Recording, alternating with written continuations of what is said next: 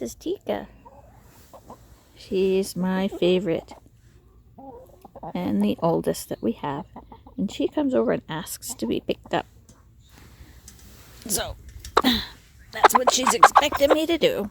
Let's put her up on my lap. Huh. Yeah.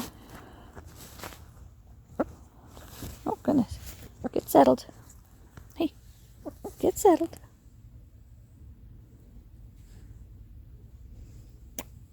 Oh, goodness. What's that all about? There.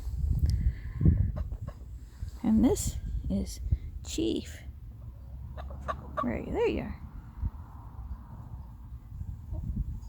Chief sounds like a squeaky door. Here comes Wednesday. These are our friendliest. Oh, Wednesday. Oh. She sounds just like olive oil. Where's Popeye? Oh, Popeye. And this is the head of the flock, Mochi. She's also been known as Gongjinim, but her nickname is Mochi. So she has an official Korean name and a Japanese nickname.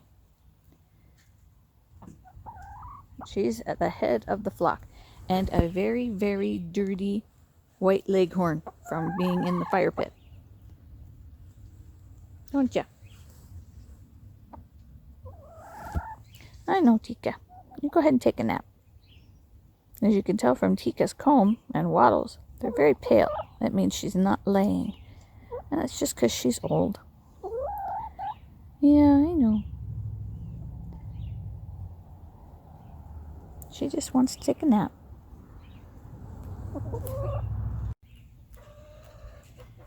I've been growing chickens for about 7 years now, I think. And I've had turkeys at different times.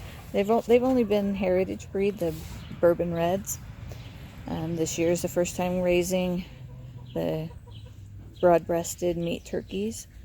And so I'm going to try really hard not to get attached to them, because I got really attached to at least one of the hens that we had of the Bourbon Reds. She was very sweet and very gentle, and she laid a huge egg every day. But these we won't be able to keep because they'll just get far too big, and it isn't healthy for them to be kept beyond their butchering weight. It's hard on them physically, and it's just cruel. So come middle of August, we'll be butchering them. The quail, I've got some baby quail, or some quail eggs in the incubator right now. And they'll be going on lockdown, which means that the egg turner, the automatic egg turner that has been turning the eggs every few hours since I put them in the incubator, I'll take them out of the egg turner, put them on their side inside the incubator, add a little water to make sure there's good humidity, close it up, and not open it until the eggs hatch and they're good and dry. That's called lockdown. So we go into lockdown this weekend, probably tomorrow night, and we should have baby quail in the middle of next week. I would think at the latest. They hatch like popcorn. You look in there 1 minute and there's nothing. You look in there the next minute and there's quail. And they're adorable and teeny and tiny. And they're very friendly as babies.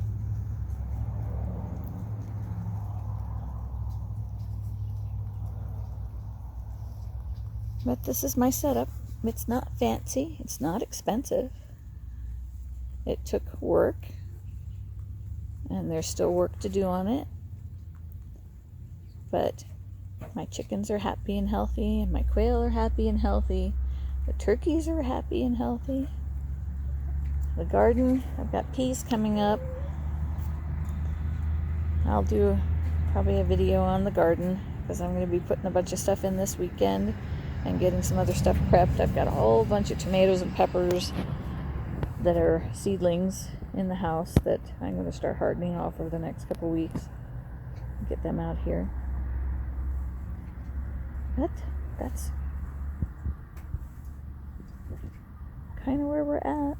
We don't have a lot of space, so we don't have a lot of animals. We don't have any big animals. But this is how you learn. You do what you can do in the space that you have.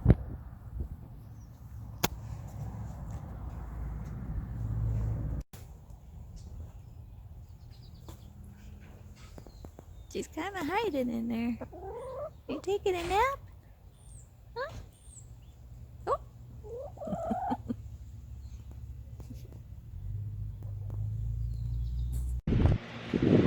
Okay, time to tour the chicken coop.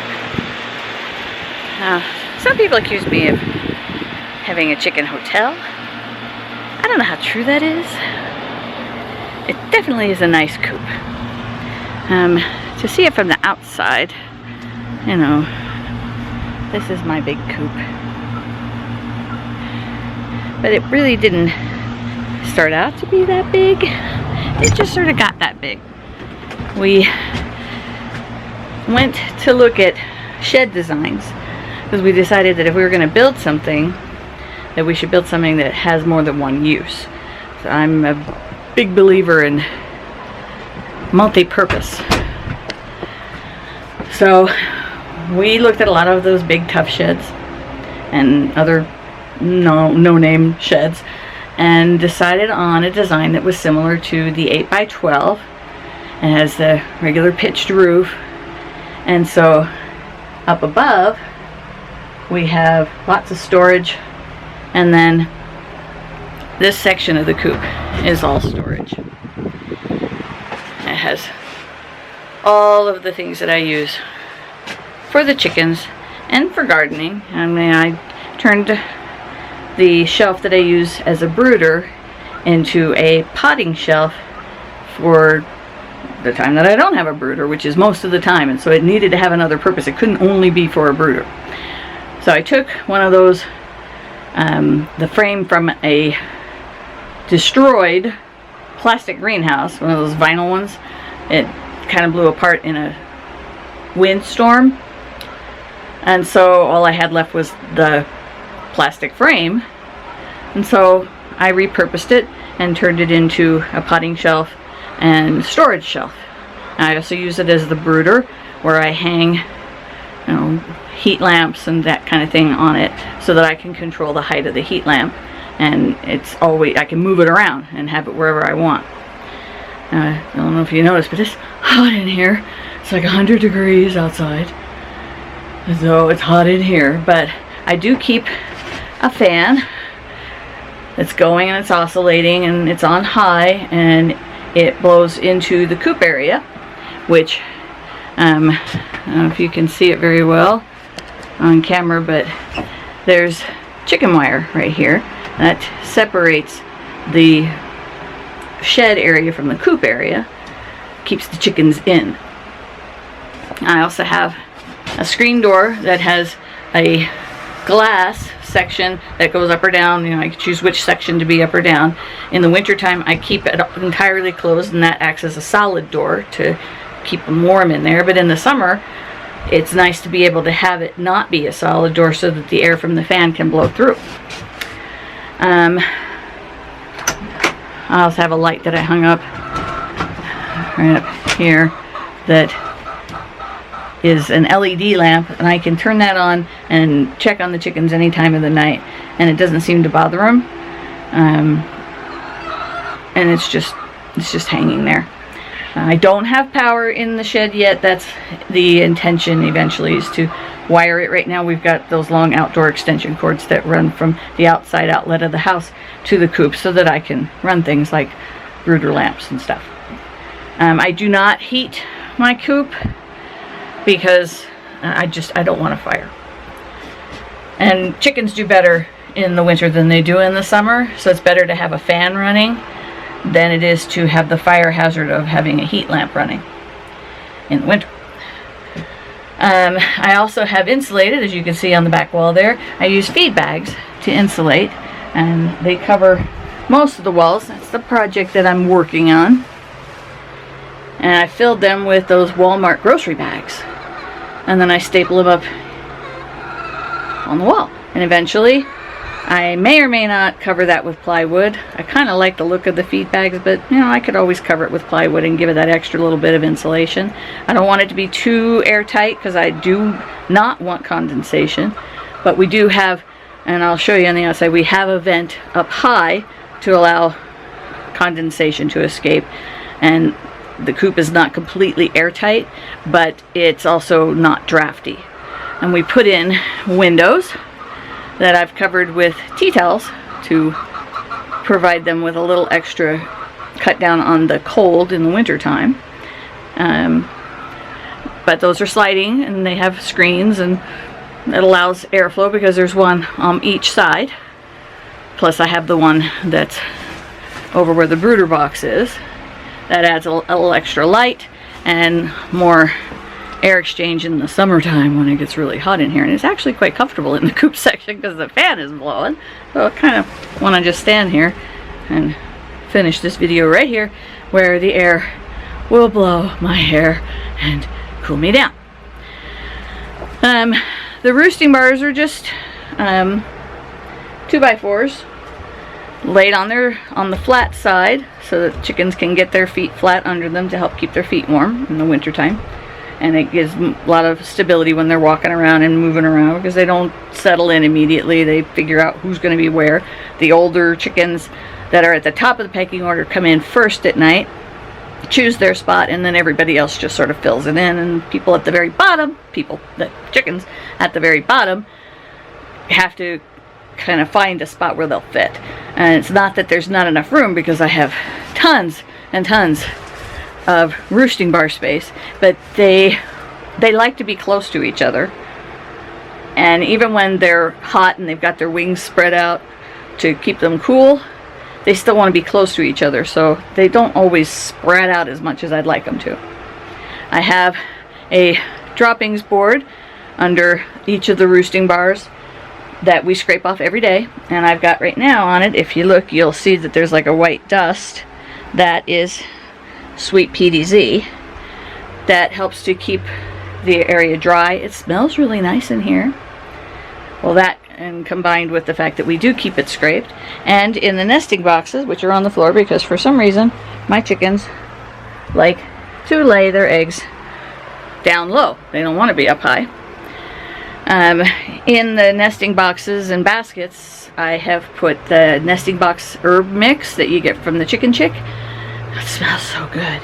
And I refresh that about once a week. And refresh the nesting boxes every couple of weeks. I use the deep litter method. So you'll see that I've got several inches, good 4 to 6 inches of pine shavings. And then I'll throw sweet PDZ into that and rake that every day. That helps the droppings to drop to the bottom where the nematodes will help to break down the droppings. They'll dry so that they're not adding condensation, and it makes a nice clean area where they feel good about coming in and laying their eggs in here, and I feel good coming in and collecting the eggs, especially since they're on the floor. Well, they're not on the floor, but the boxes and the baskets are on the floor. I put a little bit of pine shavings and then chopped up straw in their baskets, and they seem to really like that. So that's the interior of my coop tour. It's not done, it's a work in progress, but it's definitely working really well for us. We've been using it for at least 5 or 6 years. I can't remember how long ago we built it. I'd have to look. But yeah, it works really well for us. Works well for the chickens. We had a turkey that roosted in here with the chickens. She thought she was one of their sisters, and she happily roosted up there with them. She was a little bit bossy, so not everybody got to sit where they wanted to when she was in there. She's not in here anymore. Another story for another day. This is the outside view of the run. As you can see, it's got a solid top on it. little by little, I'm enclosing it more and more. I do have tarp on the back of it because that's where most of our wind and rain and snow comes from. And so it keeps their run protected. It keeps the quail protected. Quail don't like drafts. And when it's raining or snowing, the chickens like to be in the run. They don't want to be in the coop because, you know, it's inside and they want to be outside. And so they like to be in the coop or in the run. They like to be outside. So that gives them plenty of space. I do plan to put some roosts and maybe a swing in there. Make it a little more interesting. Right now, because it's spring, they're enjoying being outside in the grass, under the bushes, under the picnic tables, and in the fire pit. Just in general being chickens. This is my very messy, not quite finished yet, chicken run. It's very large. It's probably 8 feet by 12 feet, not including the quail enclosure that's at the very end. It is not fully enclosed. I have this big opening here. I eventually intend to put a door on there, but for now, it's not enclosed and they're happy that way. Hello, Urza. This is Hazel. She is a gray Dorking. That's a British breed. And that's our oldest Easter egger, Chief. She doesn't lay anymore. She's just old. Hi, Tish. Morticia is an Australorp. It's one of my cream leg bars. What color is her leg band? Yellow, so that's Daisy. They've made a bit of a mess at their feed, which is normal, but I do intend to deal with that in some way that will keep it off the ground. I think some of this is also my daughter making a mess when she pours it in. I do have one of those fake birds in here to discourage the wild birds, but it doesn't work real well. And that is my electronic pop door. It's on a timer. I have these logs here because I have an old chicken that I don't want her having to hop down very far to go over that barrier. And the barrier is there to keep the dogs out of the run because they like to eat chicken feed, oddly enough.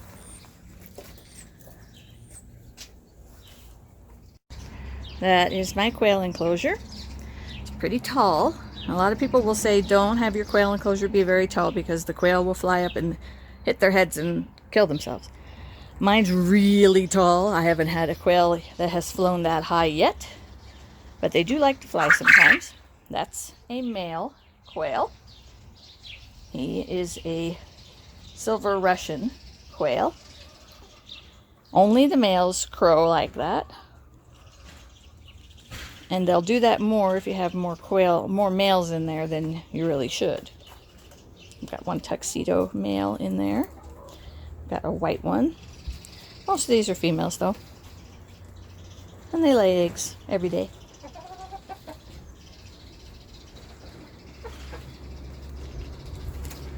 I know a lot of people don't like to have their quail outside of cages, but I just like to have my animals raised in a more natural environment. And quail like to be on the ground.